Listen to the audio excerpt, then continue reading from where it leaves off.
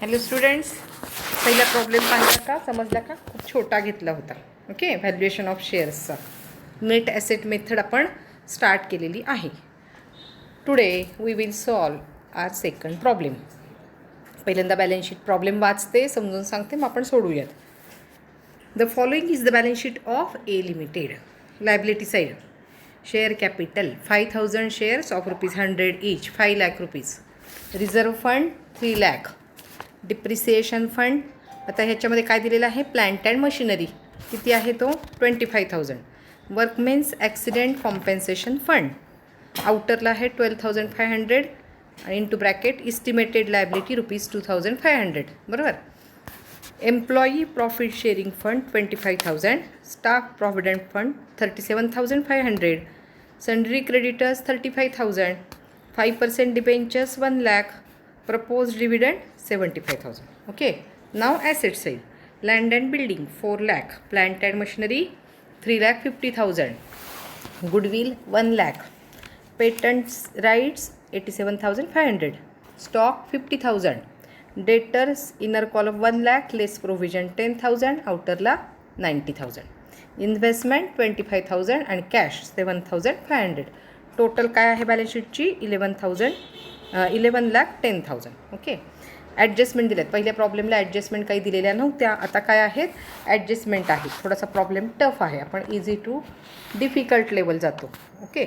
So first adjustment काय आहे, depreciation fund is in excess by ₹5,000 than the actual amount of actual depreciation.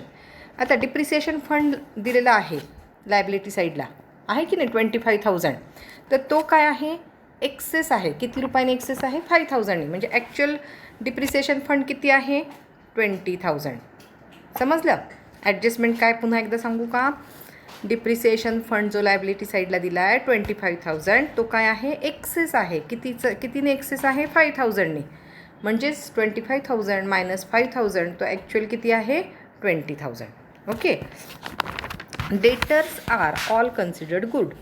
Debtors आपल्याला balance शीटला किती दिलेले आहेत, 1 लाख. त्यातनं लेस प्रोव्हिजन केली 10,000 आणि आपण आउटरला 90,000 दिलेत. पण आता काय सांगितलं त्यांनी, की debtors are all considered good. म्हणजेच डेटर्सची अमाऊंट नेट ॲसेट कॅल्क्युलेट करत असताना किती घ्यायची, 1 लाख. कारण बॅड डेट्स होणार नाहीत असं ॲडजस्टमेंटमध्ये सांगितलं. ओके. नेक्स्ट आहे interest on debentures for half years to be provided. आता डिबेंचर्स किती आहेत, 5%. 1 लाखवरती 5%, 5,000 फुल इयरसाठी. आता इथं हाफ इयरसाठी किती होतील, 2,500. Okay. The market value of assets, आता ॲसेटची मार्केट व्हॅल्यू स्टॉकची किती दिली आहे, stock in trade valued at cost is less by 5,000 compare to its market value. तर आपलं काय झालेलं आहे, ॲसेट साईडला स्टॉक 50,000चा आहे, पण तो आपण काय केलेला आहे, 5,000ने कमी दाखवला आहे मार्केट व्हॅल्यूपेक्षा. म्हणजेच आता इथं काय करणार, आपण कमी दाखवला म्हणजे आता तो आपल्याला वाढवून दाखवायचा आहे. वाढवून दाखवायचा म्हणजे आपण काय करणार, 5,000 ॲड करणार, 50,000 प्लस 5,000. समजली adjustment. Okay. Value of patent rights exceed by 12,500. आता पेटंट्सची काय आहे, की पेटंट राईट 87,500 आहे. ती काय आहे, आपण जास्त दाखवली आहे. किती रुपयांनी जास्त दाखवली आहे, 12,500. आता जास्त दाखवली म्हणजे ती आपल्याला काय करायला पाहिजे, लेस करायला पाहिजे. लक्षात आलं. म्हणजे 87,500 मायनस 12,500 अशी व्हॅल्यू नेट ॲसेट कॅल्क्युलेट करताना घ्यायची. नेक्स्ट आहे last adjustment, depreciation on building ₹25,000 has remain to be charged. आणि मग बिल्डिंगवरती आपण डिप्रिसिएशन टाकायचं आहे 25,000. समजले ॲडजस्टमेंट, समजली का बॅलन्स शीट. ओके. आता आपण सोल्युशन करूया. काय सॉल्व करायचं आहे आपल्याला, काय करायचं आहे, नेट ॲसेट कॅल्क्युलेट करायचे आहेत. आपण कोणती मेथड डिस्कस करत आहोत, intrinsic value method or net asset method. Formula काय आहे त्याचा, intrinsic value of each share is equal to net assets available to the equity share holders divided by number of equity shares. बरोबर. आता आपण काय करूयात, net assets available to equity share holder calculate करूयात. आता नेट ॲसेट कॅल्क्युलेट करायच्या म्हणजे काय करायच्या, जे काय ॲडजस्टमेंट सांगितली असेल, ॲडिशन सांगितलं असेल, डिप्रिसिएशन सांगितलं असेल, ते आपण काय करणार, लेस करणार. आता आपण सगळ्या ॲडजस्टमेंट आपण काय केलेल्या होत्या, डिस्कस केलेल्या होत्या. चला आता ॲसेट्स आपण पाहूयात आधी. आणि ॲसेट्स मायनस लायबिलिटीज आपल्याला करायच्यात. नेट ॲसेट कॅल्क्युलेट करणार म्हणजे आपण काय करणार, ॲसेट्स मायनस लायबिलिटी करणार. ओके. आता फर्स्ट काय आहे बॅलन्स शीटच्या ॲसेटला, लँड अँड बिल्डिंग किती आहे, 4 लाख.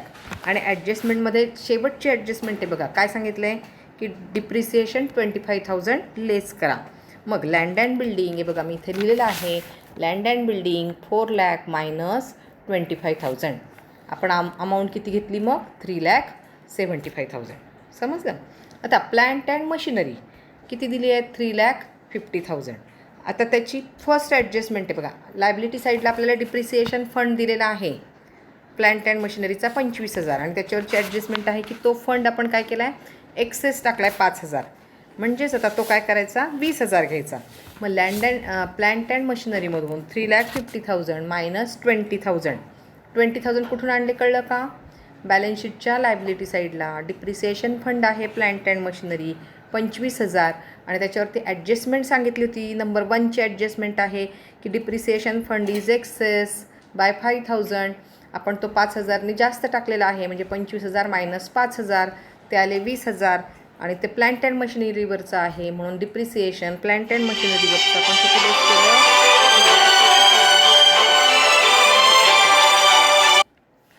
देन नेक्स्ट आहे गुडविल. गुडविल किती आहे, 1 लाख ॲज इट इज लिहिलं आपण. ओके. पेटंट राईट्स, आता पेटंट राईट्स किती आहेत, 87,500. त्याच्यावरती ॲडजस्टमेंट दिलेली आहे आपल्याला. चौथ्यातली सेकंड ॲडजस्टमेंट आहे, value of patent right exceed by ₹12,500. आपण पेटंट राईटचे पैसे जास्त मांडलेले आहेत 12,500. मग आपण ते काय केले पाहिजे, लेस केले पाहिजे. म्हणून 87,500 मायनस 12,500. नेक्स्ट आहे स्टॉक. स्टॉक किती आहे, 50,000. तर स्टॉकला ॲडजस्टमेंट काय दिली आहे की आपण स्टॉक हे बघा, स्टॉक इन ट्रेड चौथी ॲडजस्टमेंट आहे. Stock in trade valued at cost is less by ₹5,000 compare to its market value. मग आपण काय केलेलं आहे की स्टॉक जो आहे तो 5,000नी कमी मांडलेला आहे, तो आपल्याला काय करावं लागेल, ॲड करावा लागेल. म्हणून 50,000 प्लस 5,000 किती झाले, 55,000. नेक्स्ट काय आहे डेटर्स. डेटर्सची आउटरला 90,000 प्राईस दिलेली आहे बॅलन्स शीटच्या ॲसेटला. पण ॲडजस्टमेंट काय सांगितली की debtors are all considered good. सगळे डेटर्स चांगले आहेत, बॅड डेट्स होणार नाहीत. आपण 10,000 बॅड डेट्सचे म्हणून लेस केलेले होते तर ते कन्सिडर करायचे नाही. तर सगळेच डेटर्स गुड आहेत, सगळ्यांचेच पैसे आपल्याला मिळणार आहेत. म्हणून काय करायचं, 1 लाख रुपीज अमाऊंट त्याची घ्यायची.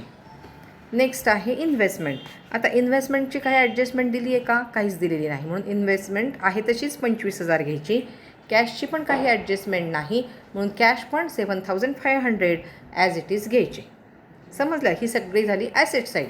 आता ह्या सगळ्या ॲसेटची टोटल किती आली, 10,67,500. 10,67,500.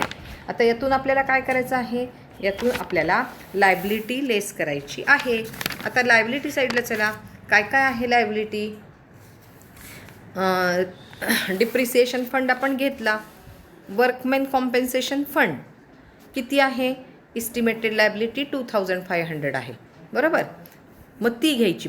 आउटरला 12,500 आपण दिलेली आहे पण खरे ॲक्च्युअल किती आहे, 2,500. ती घ्यायची. देन आणखी काय सांगितले आपल्याला की एम्प्लॉई प्रॉफिट शेअरिंग फंड, त्याची काही ॲडजस्टमेंट नाही, ती जशीच्या तशी 25,000 घ्यायची. Staff provident fund 37,500 as it is घ्यायचे. डिबेंचर्स, आता डिबेंचरवरचं इंटरेस्ट आपल्याला ॲडजस्टमेंटला मी आत्ता तुम्हाला समजून सांगितलं होतं की 6 महिन्याचं डिबेंचर इंटरेस्ट राहिलेलं आहे. 1 लाखावरती 5%, एका वर्षाचं 5,000, हाफ इयरचं 2,500.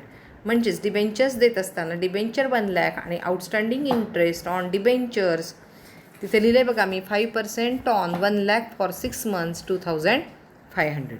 देन प्रपोज्ड डिव्हिडंड आहे 75,000. क्रेडिटर्स आहेत 35,000.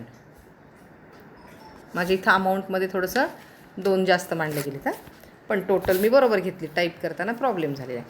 मग ही सगळी लायबिलिटीची टोटल किती आली, 2,77,500. मग ही लायबिलिटी आपण ॲसेटच्यामधून काय करणार आहोत, लेस करणार आहोत. ॲसेट किती होत्या, 10,67,500. लायबिलिटी किती होती, 2,77,500. आता मायनस केल्यानंतर अमाऊंट आली 7,90,000. ही कुठली अमाऊंट आहे, ही आहे net assets available for equity share holder. बरोबर, आपण नेट ॲसेट्स कॅल्क्युलेट केल्या. कशा कॅल्क्युलेट केल्या, ॲसेट्स मायनस लायबिलिटी. आणि ॲसेट्स कशा घेतल्या, सगळ्या ॲडजस्टमेंट आपण काय केल्या, कन्सिडर केल्या. ओके, आता now write down the formula for valuation of share. कुठली मेथड आपण करतो आहोत, इंट्रिन्सिक व्हॅल्यू. त्याचं दुसरं नाव काय आहे, नेट ॲसेट मेथड. मग intrinsic value of each share is equal to net assets upon number of shares. Net asset आपण आत्ता इथं कॅल्क्युलेट केल्यात की नाही, किती आल्यात त्या, 7,90,000. आणि नंबर ऑफ शेअर्स बॅलन्स शीटच्या लायबिलिटी साईडला आहेत आपले 5,000 शेअर्स. त्या 5,000ने डिव्हाइड करायचे, म्हणजेच intrinsic value of each share किती आली, 158. बरोबर, लायबिलिटी साईडला 100 रुपीज दिसती, पण नेट ॲसेट मेथडने आपण कॅल्क्युलेट केली तर आपल्या शेअरची व्हॅल्यू जास्त आहे, ती किती आहे, 158. समजलं का प्रॉब्लेम तुम्हाला. प्रॉब्लेम सगळा लिहून घ्या आणि मग काय करा, सॉल्व करा आणि व्यवस्थित ऐका. ओके, सगळ्यात टफ लेवलचाच प्रॉब्लेम मी घेतलेला आहे. अजून आणखी आहेत प्रॉब्लेम, मी घेणारच आहे. इझी टू डिफिकल्ट लेवल आपली चाललेली आहे. आता जरा 5-6 ॲडजस्टमेंट होत्या, आणखी काही वेगवेगळ्या प्रकारच्या ॲडजस्टमेंटचे प्रॉब्लेम मी घेणार आहे. Okay, bye bye.